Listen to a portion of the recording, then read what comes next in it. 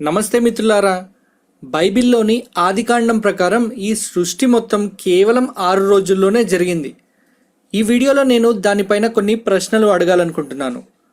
Bible ప్రకారం ఆ 6 రోజులు ఏమి జరిగింది అంటే, యెహోవా అనే దేవుడు మొదటి రోజు భూమిని చేశాడు.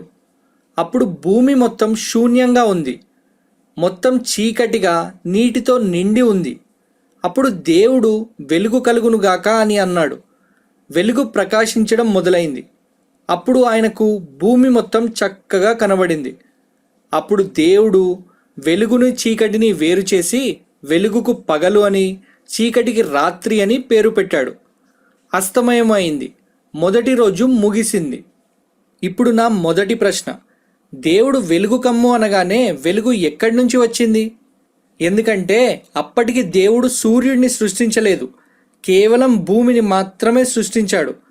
సూర్యుడిని 4వ రోజు సృష్టించినట్టు ఇదే బైబిల్ చెబుతుంది. నా మిగతా ప్రశ్నలను మొత్తం ఈ 6 రోజులు ఏమి జరిగింది అని చెప్పిన తర్వాత అడుగుతాను. నెక్స్ట్, 2వ రోజు దేవుడు నీటిని 2 భాగాలుగా, అంటే భూమిపైన మరియు ఆకాశంలో మేఘాలుగా చేయుటకు అంతరిక్షాన్ని సృష్టించాడు. ఆ అంతరిక్షానికి ఆకాశమని పేరు పెట్టాడు. నెక్స్ట్, 3వ రోజు భూమిని పొడినేలగా, నీటిగా విభజించాడు. పొడినేలకి భూమి అని, నీటికి సముద్రాలు అని పేరు పెట్టాడు. అప్పుడు దేవుడు ధాన్యపు మొక్కలను, ఫలవృక్షాలను, ఇతర మొక్కలను సృష్టించాడు.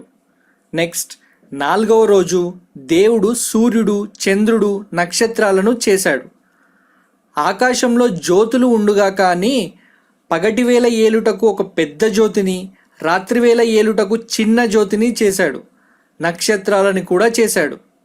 నెక్స్ట్, 5వ రోజు నీళ్లు అనేక ప్రాణులతో నిండిపోవునుగాక అని, గాలిలో ఎగురుటకు పక్షులు ఉండుగాక అని అన్నాడు.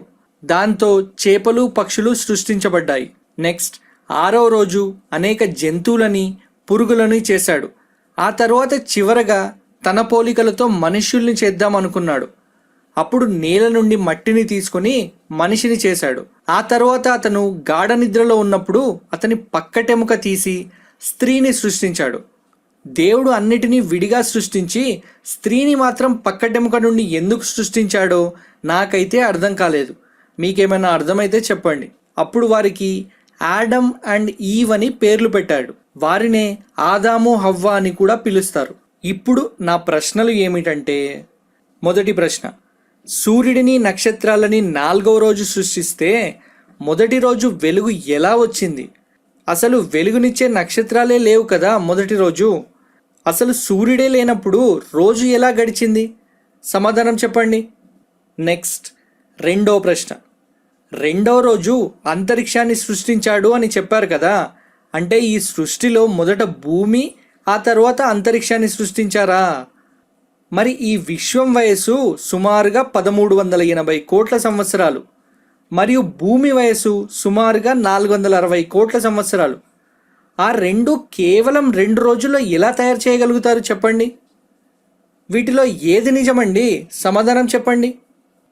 నెక్స్ట్, 3వ ప్రశ్న, 3వ రోజు దేవుడు మొక్కలను సృష్టించాడు అని చెప్పారు కదా, అంటే మొక్కలకి సూర్యుడి అవసరం లేదనే కదా మీ ఉద్దేశం? సూర్యుడు లేకపోతే మొక్కలు కిరణజన్య సంయోగ క్రియ జరపలేవు. మరి సూర్యుడి కంటే ముందు మొక్కలను సృష్టించాల్సిన అవసరం ఏమిటి? సమాధానం చెప్పండి. నెక్స్ట్, 4వ ప్రశ్న, దేవుడు 6వ రోజు అనేక జంతువులని, ఆదాము, హవ్వలని సృష్టించాడు అని చెప్పారు కదా, అన్ని జంతువులలో డైనోసార్లు కూడా ఉన్నాయా? ఉంటే బైబిల్లో ఎక్కడ కూడా వాటి ప్రస్తావన లేదెందుకండి?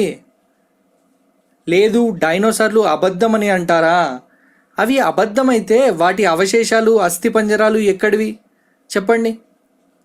లేదు, 6వ రోజు నిజంగా వాళ్ళని, డైనోసార్లని సృష్టించాడు అని అనుకుందాం. కానీ డైనోసార్లు 25 కోట్ల సంవత్సరాల క్రితం నుండి 6 కోట్ల సంవత్సరాల క్రితం వరకు జీవించి ఉండేవి.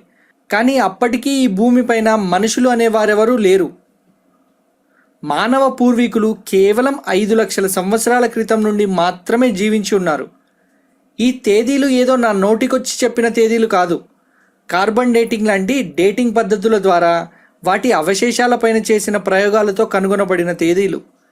ఇప్పుడు చెప్పండి, డైనోసార్లు మనుషులు ఒకే రోజు సృష్టించబడ్డారా? అసలు బైబిల్లోని ఈ సృష్టి నిజమని అనడానికి ఆధారాలేంటి? అసలు బైబిల్ రాసింది ఎవరు? ఈ సృష్టి చేసిన దేవుడా లేక మనిషా? సమాధానం చెప్పండి. నా ఈ ప్రశ్నలకు మీకు సమాధానాలు తెలిస్తే కామెంట్ చేయండి. మేము ఏ మతానికి వ్యతిరేకం కాదు, కేవలం నిజాలను అన్వేషించాలనే మా ఈ ప్రయత్నం. నా ఈ వీడియో మీకు నచ్చినట్టయితే లైక్ చేయండి, కామెంట్ చేయండి, షేర్ చేయండి. మరిన్ని వీడియోల కోసం సబ్స్క్రైబ్ చేయండి. Thanks for watching.